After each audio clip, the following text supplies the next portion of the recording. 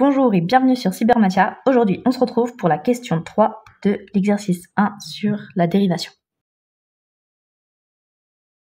Nous commençons par renoter notre fonction f de x, et à présent, nous allons chercher son domaine de définition. Comment trouve-t-on le domaine de définition d'une fonction? On regarde son expression. Ici, f est une fraction. Alors dans les fractions, qu'est-ce qui pose problème? C'est quand le dénominateur s'annule, ici. Nous allons donc chercher pour quel x le dénominateur de f de x s'annule. Il faut donc le noter. Cherchons.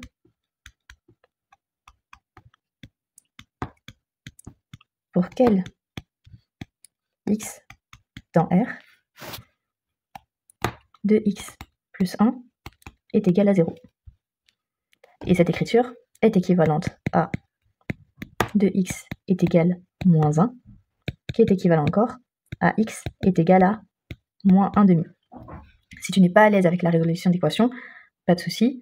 Ici, nous avons fait moins 1 des deux côtés du égal, et donc ce 1-là a disparu, il est passé de l'autre côté.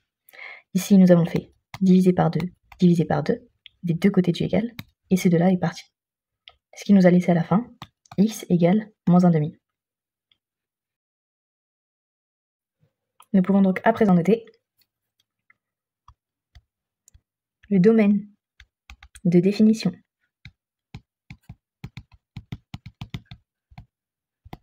de f est, on le note souvent df dans l'exercice, il est appelé i, et bien du coup ce sera tous les réels possibles sauf moins 1 demi, donc r privé de moins 1 demi.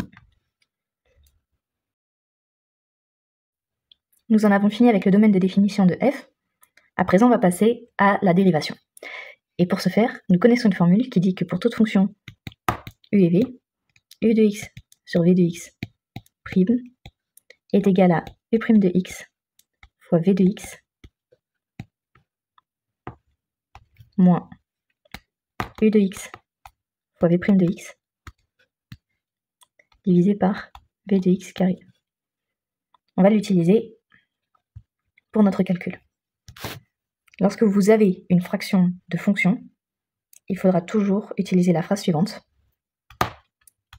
Soit u et v de fonctions telles que... Et là, vous définissez vos fonctions. Donc la première, c'est 3x moins 4. U de x est égal à 3x moins 4. Pour tout x dans R, on précise le domaine de définition. Dans le cas de u de x, il n'y a pas de souci.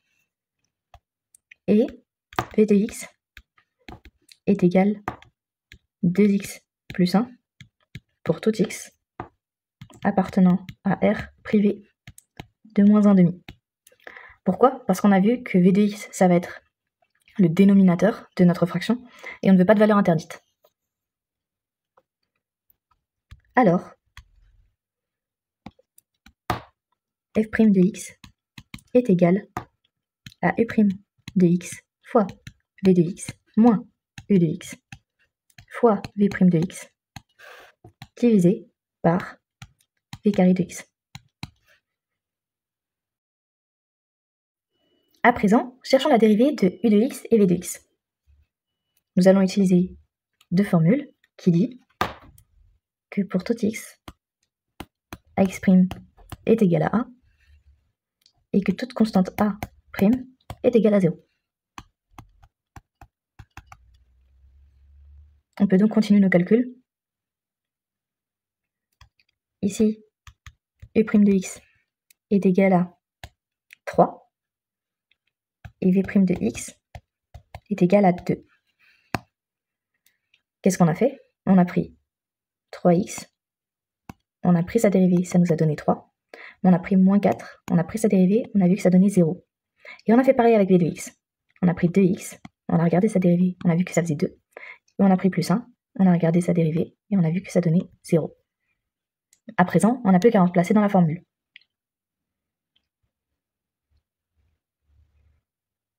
Donc, f' de x est égal à 3 fois 2x plus 1. Attention, on n'oublie pas les parenthèses.